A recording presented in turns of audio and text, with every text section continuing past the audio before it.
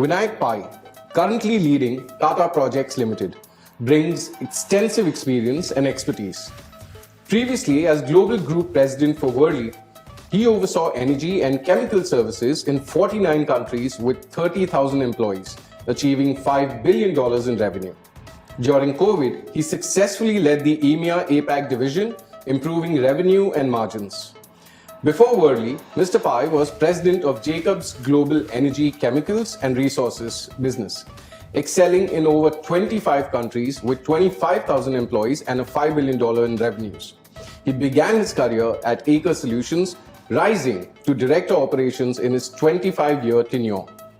Educationally accomplished, he holds a bachelor's in electrical engineering, a postgraduate in management from Symbiosis, and an executive MBA from IIT Bombay's Shailesh J. Mehta School of Management. Vinayak actively participates in industry forums, serving as a speaker and panelist. He is a member of Executive Leader World 50 and was a commissioner at the Energy Transition Commission, UK. Involved with Society of Petroleum Engineers and the PPMEI. Committed to sustainability, he leads Tata Projects' Green Thumb initiative.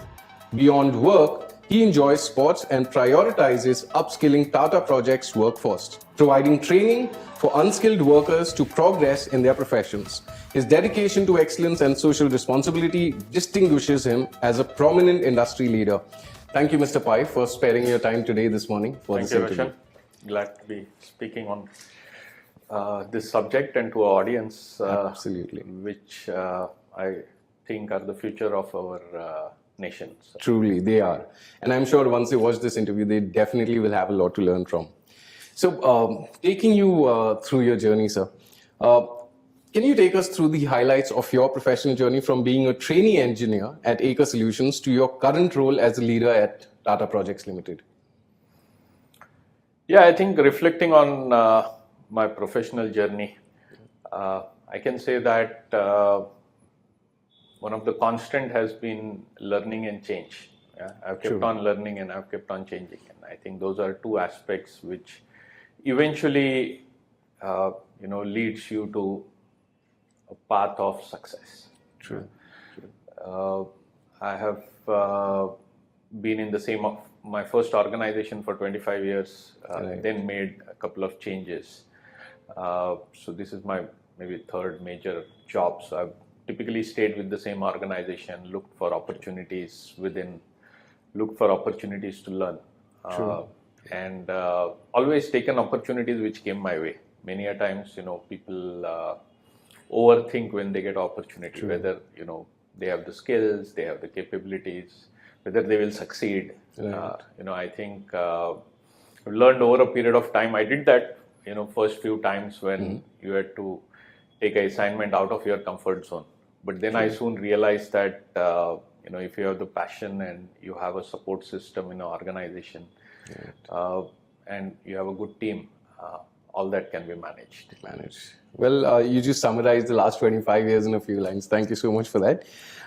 Leading on from there, now, as the Global Group President at Worley, you oversaw operations in 49 countries with a substantial workforce and revenue. I mean, it's no easy task. How did you approach managing such a vast and diverse business landscape? Typically, I always feel we should prioritize what we can do. I mean, there is sometimes people misunderstand that the higher you are in an organization, the more work you have to do. That's not necessarily so. I think you have to prioritize what essentially needs your inputs and your skill sets, and then delegate the rest.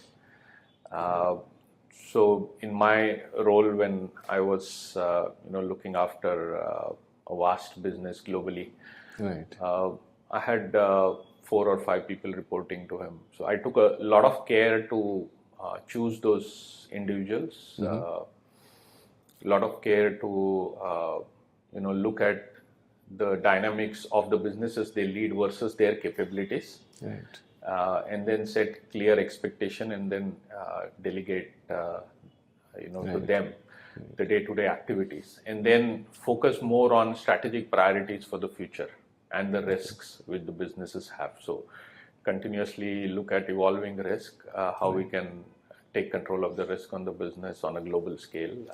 True. So, when I was in the Netherlands, I would wake up and look at all the news across the world and say, because it gives you an indication that, either oil prices are down or there is a political instability at some place in the world where we have operations. So I would focus more on risk and emerging themes and strategic priorities. 3 years ago, I identified sustainability and digital as two strategic priorities for the organization. So I used to personally drive those priorities because on a day-to-day basis, people are more focused on getting short-term results. So, but as a leader, you have to think long-term. True. I mean, you've put it so easily, but I'm sure it's easier said than done. I mean, true. Now, you've held a significant leadership position in the energy and chemicals industry, including being the president of the global ECR business at Jacobs. How did you drive growth and success in this role across multiple countries? I mean, that's just way too dynamic. Yeah.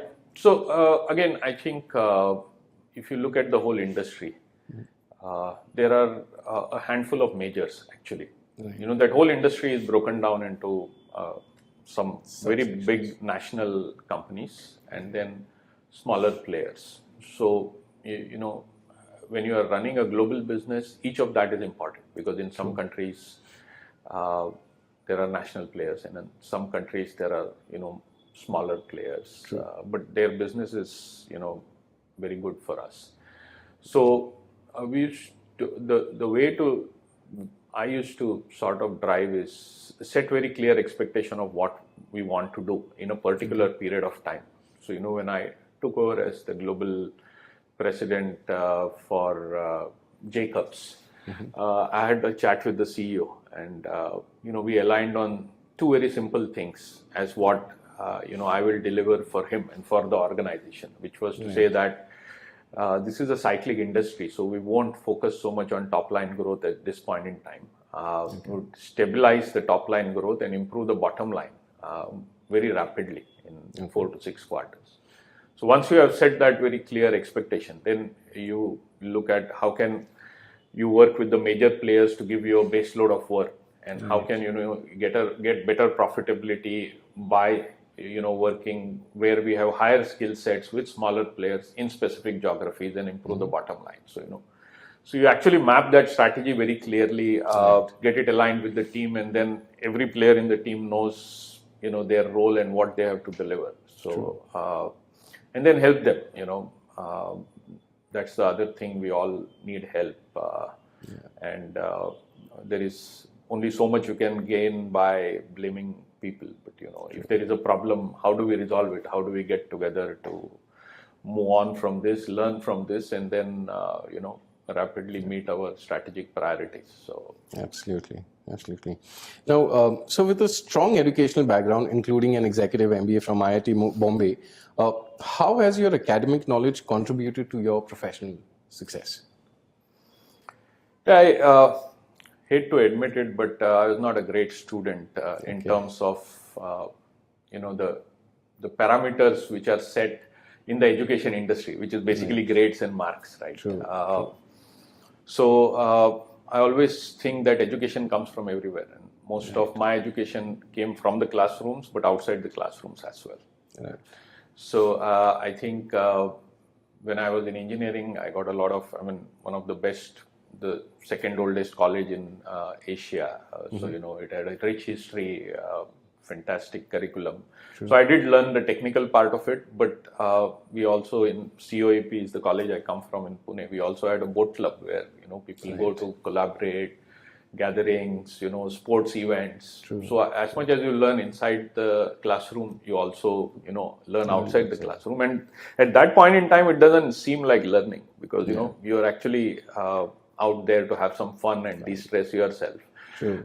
But it teaches you so much, which you realize later in life when, those aspects of collaboration, inclusion, teamwork, focus on winning, all that actually becomes the leadership skills, which, on top of your technical skills drives success. True, absolutely. Very well said. Now, being featured on YouTube as a prominent expatriate living in the Netherlands, like you mentioned earlier, Can you share some insights into your international work experiences and how they have shaped your leadership style? I think, internationally, every country is very different, right, in terms of how their approach to life and business, right? For example, I lived in the US. US companies are known for, and the whole, ecosystem is about results. True. Yeah. I mean, quarter on quarter, you have to deliver results. You have to, do everything required to be, result oriented. You can pay as much money as you want to get the results in terms of incentives to the leadership, to people to achieve success. Europe is not very different, but different in a lot of ways. Sustainability is very important. Many countries in Europe actually frown on wealth. They think that a social balance is more important than wealth. True. Yeah, welfare of people, work-life balance is on a much higher scale than results. So every country is different, and when you have to run global businesses, you have to understand what works in which geography, and then have your business strategy as well as your people strategy to match that. True. But I spent a large part of my career in India, and then I went out. And when I was first asked to go to the US and run the global operations, I was very thoughtful of the fact that I've not done anything like this. But then I took up the challenge. But I realized after I went there and then into Europe, I realized that the skill sets you develop, working and leading businesses in India can match anywhere. Because in India you have the same amount of focus on results. People work very hard, like in the US, but they are also very socially conscious, very family oriented, like in Europe. So, very respectful, learn to balance, very culturally sensitive. So I believe if you actually work in India, it prepares you for much easily for a global role, whereas people, who are either in the US or in Europe or in Australia, when they go global, might not struggle, but might take a little more time to adapt to this. True. And the whole cultural difference plays a big part in there. True. Okay. Now, you mentioned this earlier quite a few times. Now, your dedication to environmental sustainability is evident through your support for the Green Thumb initiative at Tata Projects. How do you encourage a culture of sustainability within the organization? See, sustainability is fast becoming a necessity for business. The whole ESG questions which investors, are focusing on, and rightly so, and regulators as well, is actually, very critical for a long-term sustainability of both the business as well as the planet, right? We have to focus on, other than business, what are the critical areas, and sustainability is one of them. Safety, welfare, well-being, mental health of people is another. So these are concepts which you have to put top priority on as a leader, because that is where not willingly or willfully, but in day-to-day pressures, people and leaders tend to ignore that. Right. So unless you put it on top of your agenda and state, so when we restated our vision and mission for Tata Projects, we put sustainability up there, saying sustainability is critical for us as our long-term vision. So you have to actually paint that vision, and then also demonstrate, through personal leadership, personal examples, how you can influence it. And actually set KPIs for the team to deliver sustainability, because unless you measure it, you can't get it, right? So it has to happen culturally as well as, as an imperative, which has, tracking mechanisms to ensure that we actually end up delivering what we say. True. So it's a continuous effort. It's not a show work that, we are doing into this. So it's true. Now, apart from your professional achievements, your commitment to upskilling the workforce at Tata Projects is, of course, commendable. Could you elaborate on the initiatives you've undertaken to provide training and development opportunities for the unskilled workers? Yeah. See, we, at any given point in time, We have 10 to 12,000 employees, but we have almost 80,000 people at various sites, right? And they are actually the backbone of our business. And we have to do anything and everything to ensure that that backbone stays intact and fit, right? And today the availability of workforce, because of so much of construction activity happening, there is a shortage, right? And there are, as the economy grows, there are other options for people. So very few people choose being at a construction site because they don't find it sustainable enough. And believe me, the youngsters are looking for jobs which are where they want to see things related to sustainability happen. They want to see technology being invested in. So if we have to keep that skill set intact and make them fitter and better, we have to invest in skill development. So we consciously have a program. We have a senior leader who drives skill development. We have a set of trainers. On every quarter, we do this across sites, skill development. So bringing in experts, working with the National Skill Development Council as well as the Construction Skill Development Council of India, to put those programs in place, train workforce from unskilled to skilled and then semi-skilled to higher skill level. So we track both of that so that people find themselves moving and doing better things.